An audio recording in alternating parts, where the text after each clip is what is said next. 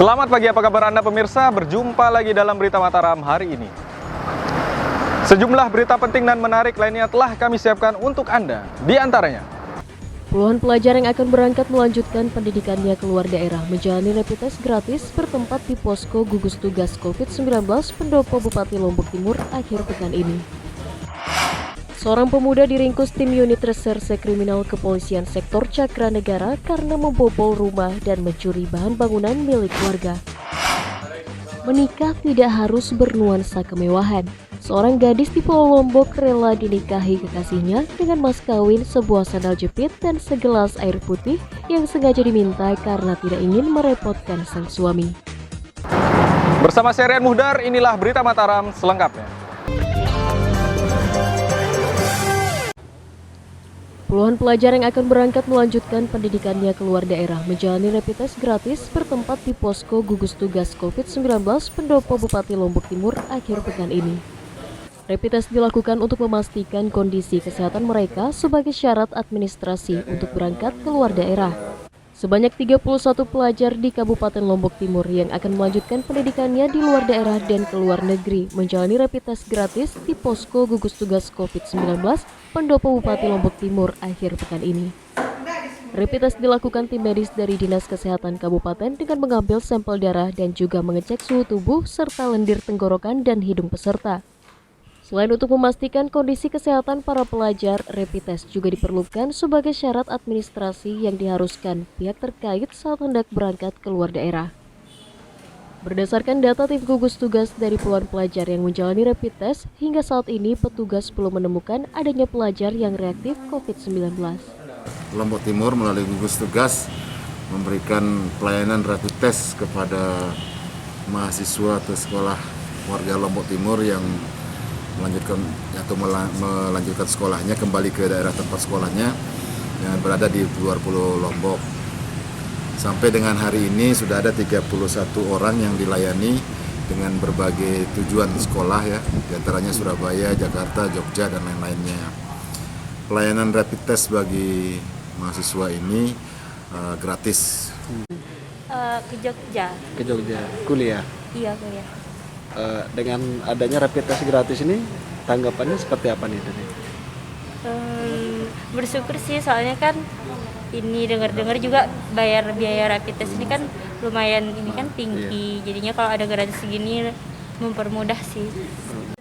Kebijakan pembebasan biaya rapid test bagi para pelajar, santri, dan mahasiswa dilaksanakan pemerintah daerah berdasarkan Peraturan Gubernur Nomor 31 Tahun 2020 tentang penanggulangan dan penanganan COVID, yang salah satu intinya menyatakan pembebasan biaya rapid test yang berlaku efektif sejak tanggal 23 Juni 2020. Dari Kabupaten Lombok Timur, Mutadun, Tim Liputan melaporkan. Proses pembayaran klaim biaya berobat puluhan pasien COVID yang diajukan Rumah Sakit Umum Daerah ditolak pemerintah karena tidak terpenuhinya persyaratan teknis. Penolakan tersebut dikarenakan tidak lengkapnya dokumen kependudukan yang dimiliki pasien, sehingga harus diverifikasi ulang. Proses klaim pembayaran biaya pengobatan pasien COVID-19 oleh rumah sakit di daerah kepada pemerintah pusat masih menyisakan persoalan. Di Kabupaten Lombok Barat, klaim biaya pengobatan 10 pasien COVID yang diajukan pemerintah daerah masih ditolak pemerintah pusat karena persoalan teknis. Persoalan utama yang ditemui yakni tidak lengkapnya dokumen kependudukan dan sejumlah persyaratan administrasi yang diatur dalam mekanisme klaim biaya berobat para pasien. Akibat ditemukannya penolakan pada klaim biaya sejumlah pasien, pihak rumah sakit sendiri akan melakukan proses selektif dalam menyeimbangkan biaya operasional penanganan pasien sesuai dengan standar yang ditentukan. Pertama masuk pasien ini biasanya terkait dengan identitas pasien. Jadi begitu masuk tanpa KTP, sehingga di data hanya namanya. Nah, begitu kita minta kelengkapan untuk kita mengajukan klaim ini, ternyata nama di KTP sama nama yang dia sebutkan berbeda, termasuk umurnya juga berbeda. Nah, ini yang menjadi kendala kami terkait dengan proses klaim. Berdasarkan data terakhir, hingga saat ini, pihak Rumah Sakit Daerah Tripat Lombok Barat telah merawat sebanyak 150 pasien COVID dengan perincian 51 orang telah diklaim pembayarannya dalam 2 tahap dengan total biaya perawatan mencapai miliaran rupiah. Dari Kabupaten Lombok Barat, Hairul Amri, Tim Liputan melaporkan. Ribuan masyarakat di Kabupaten Lombok Tengah belum melakukan perekaman KTP elektronik karena terkendala COVID-19. Berdasarkan data pemerintah daerah, hingga saat ini jumlah warga yang telah mengurus KTP telah mencapai 95,1% dari total jumlah wajib pajak KTP di Lombok Tengah. Memasuki masa normal baru, upaya mengoptimalkan pelayanan masyarakat terus dilakukan, salah satunya dengan kembali membuka layanan perekaman KTP di daerah. Di Kabupaten Lombok Tengah karena terdampak COVID, sebanyak 35.000 warga terdata belum melakukan perekaman KTP atau sekitar 4% dari total wajib KTP yang ada di daerah. Selain karena pandemi COVID-19, kosongnya belangko KTP elektronik juga menjadi faktor proses perekaman KTP belum bisa dilakukan maksimal oleh Dinas Kependudukan dan Catatan Sipil Lombok Tengah. Selain berjanji akan kembali mengoptimalkan pelayanan, saat ini pemerintah daerah tengah menunggu kiriman belangko KTP elektronik dari pemerintah pusat untuk merampungkan seluruh proses eKTP warga sebelum pelaksanaan pemilu kada. 95,1% yang sudah perekaman, tinggal 4 sekian persen. Belum perekaman. Yang sudah dicetak?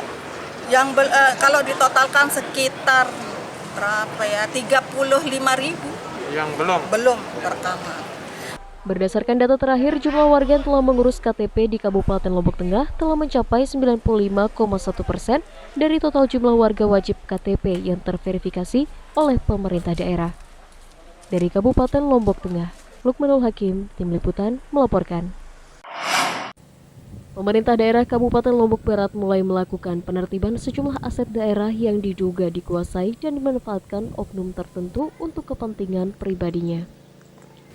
Langkah tersebut menyusul laporan masyarakat dan hasil evaluasi penurunan pendapatan asli daerah akibat penguasaan aset yang tidak diketahui pemerintah. Langkah penertiban dan penelusuran aset daerah yang diduga telah dikuasai dan dimanfaatkan oknum tertentu untuk kepentingan pribadi mulai dilakukan di sejumlah daerah. Di Kabupaten Lombok Barat, pemerintah daerah mulai melakukan pendataan sejumlah aset bergerak dan tidak bergerak yang diduga dimanfaatkan oleh oknum tertentu tanpa diketahui pemerintah daerah. Dari hasil penertiban, Pemda Lombok Barat telah berhasil mengambil alih aset lahan seluas 9,3 hektar lebih di wilayah Kecamatan Kuripan yang sebelumnya telah disewakan oknum namun uang sewanya tidak masuk kas daerah. Hingga sejauh ini, kasus penyewaan aset tersebut masih diselidiki pihak terkait untuk memastikan siapa oknum yang bermain dalam pemanfaatan aset yang merugikan negara mencapai ratusan juta rupiah tersebut. Gitu kan menarik gitu sejak dulu gitu kan. Cuma mungkin hari ini dan mungkin belakangan ini seksinya itu kita bawa ke arah yang lebih baik gitu, bukan seksi yang negatif.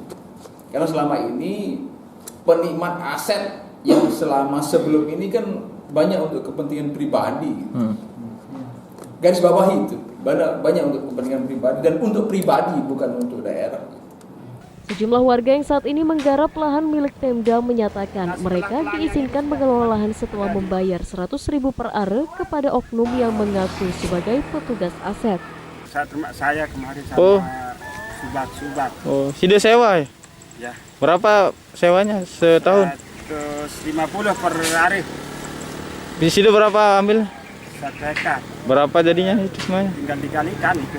Selain akan membawa kasus penyewaan aset ilegal tersebut ke ranah hukum, pemerintah daerah juga bertekad akan segera melegalkan seluruh administrasi kepemilikan aset daerah yang tersebar di 2021 titik di Lombok Barat. Dari Kabupaten Lombok Barat, Hairul Amri, Tim Liputan melaporkan. Tim Satuan Reserse Narkoba Polres Lombok Timur berhasil menangkap seorang pemuda yang diduga sebagai pengedar narkoba yang aksinya kerap kali meresahkan masyarakat. Dari rumah pelaku, petugas berhasil mengamankan barang bukti puluhan poket sabu, 2 unit handphone, dan uang jutaan rupiah diduga hasil bertransaksi narkotika. Pelaku berinisial S, 42 tahun, asal desa Ketapang Raya, Kecamatan Keruak, ditangkap tim Satuan Reserse Narkoba Polres Lombok Timur karena diduga berbisnis narkoba dan meresahkan warga.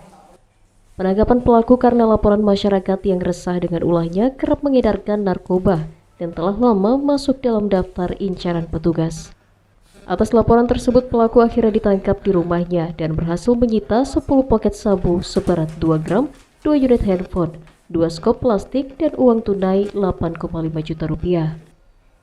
Selain kerap bertransaksi di rumahnya, pelaku diduga kerap memasok narkoba di sejumlah wilayah di Kabupaten Lombok Timur. Penyelidikan ini sudah dilakukan sejak lama, namun kemarin kita bisa berhasil melakukan penangkapan terhadap ditemukan barang bukti 10 paket yang diduga kuat adalah narkotika jenis sabu-sabu.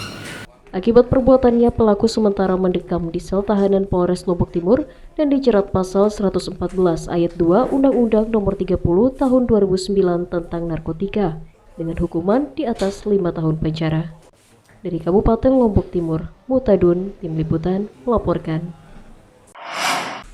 Seorang pemuda diringkus tim unit reserse kriminal kepolisian sektor Cakra Negara karena membobol rumah dan mencuri bahan bangunan milik warga.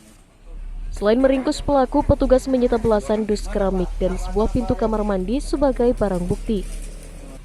Pemuda berinisial ML 37 tahun asal Kelurahan Sayang-Sayang, Kecamatan Cakra Negara Mataram diringkus tim Opsnal Reskrim Polsek Cakra Negara karena diduga telah melakukan tindak pidana pencurian yang meresahkan warga.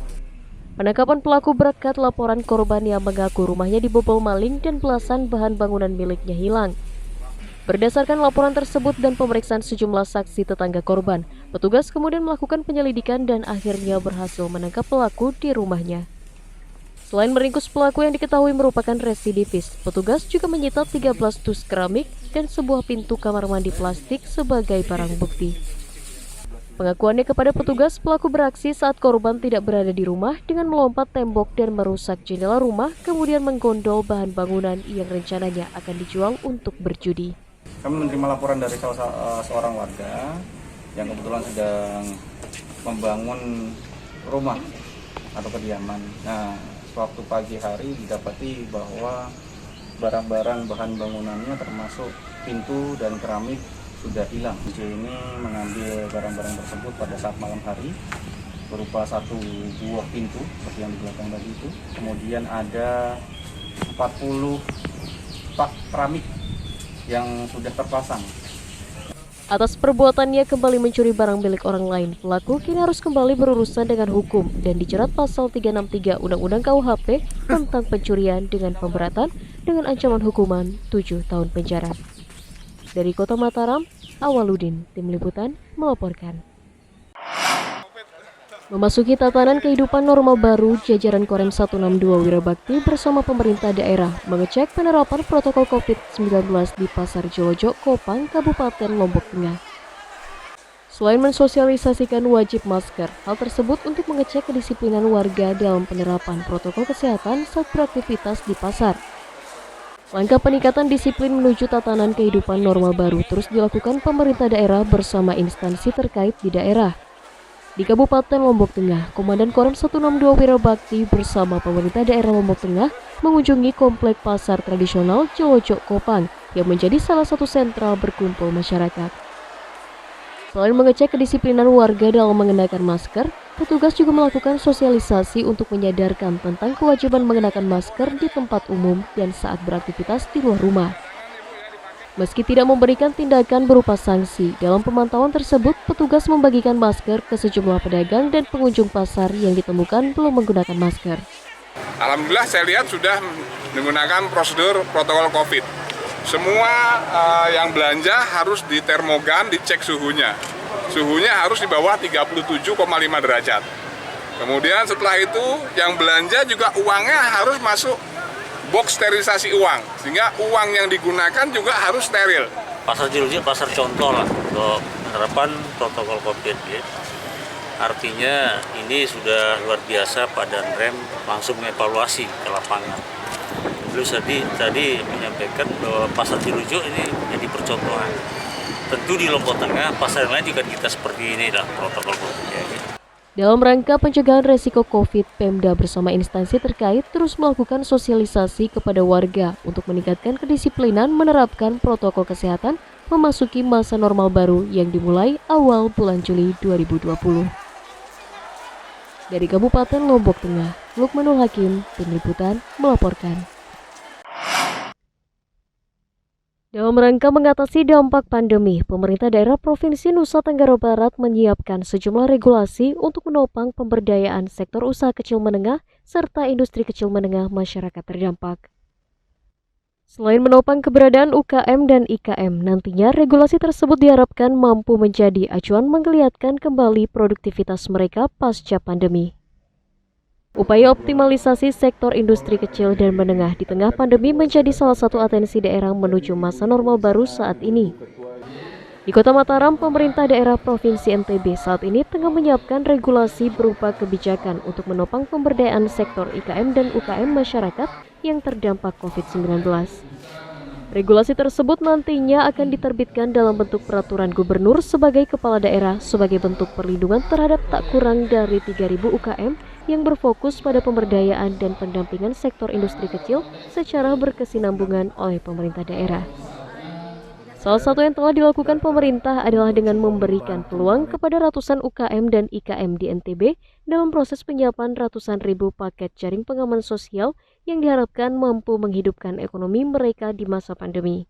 Regulasi yang memayungi kebijakan kita dalam memberdayakan UMKM. Kebijakan kita dalam melakukan bela dan beli produk lokal.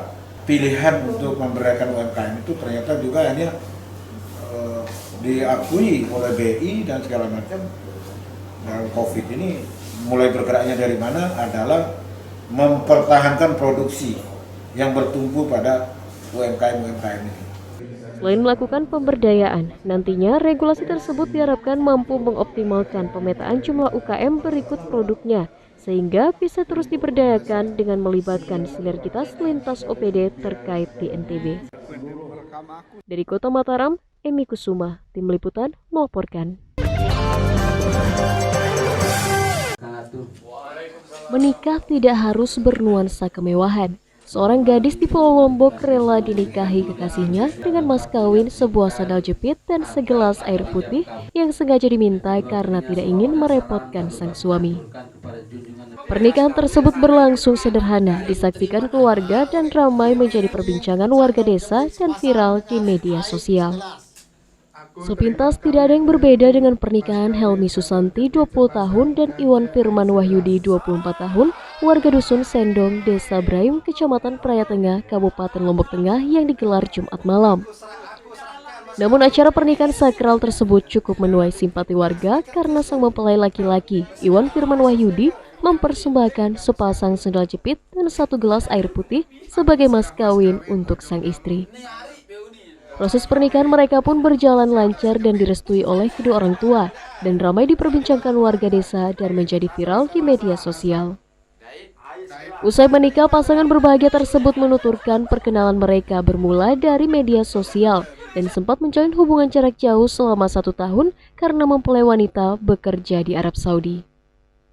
Setelah pulang sekitar 2 bulan lalu dan sempat bertemu 3 kali, keduanya memantapkan hati untuk menikah karena merasa cocok satu sama lain.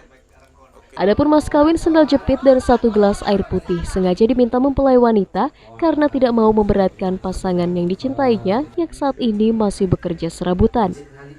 Lewat sosmed. Berapa bulan kenal?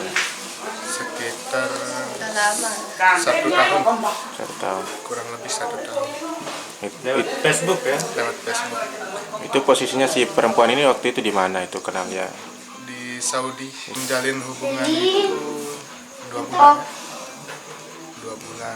Ya kan emang keinginan pas kenal waktu di Saudi. Setelah itu baru memutuskan menikah. Yang menentukan mas kawin sendal jepit ini? Saya sendiri. Mbak sendiri. Dengan alasan tidak mau merepotkan gitu. Tapi orang tua menerima begitu ya. Meski digelar dengan sederhana dan tidak menggelar pernikahan serba mewah seperti warga kebanyakan, pernikahan kedua pasangan tersebut banyak mendapatkan simpati dari masyarakat dan berharap keduanya bisa menjalin biduk rumah tangga dan berbahagia selamanya. Dari Kabupaten Lombok Tengah, Lukmanul Hakim, Tim Liputan, melaporkan. Memasuki masa normal baru, kawasan agrowisata Kampung Coklat Senara, Desa Genggelang, Kecamatan Gangga, Kabupaten Lombok Utara, mulai beroperasi dan dikunjungi wisatawan. Dibukanya kembali kawasan agrowisata yang dikelola secara swadaya diharapkan mampu menopang kehidupan ekonomi masyarakat di masa pandemi saat ini. Memasuki tatanan kehidupan normal baru, sejumlah kawasan pariwisata termasuk agrowisata di daerah mulai dibuka dan beroperasi seperti biasa.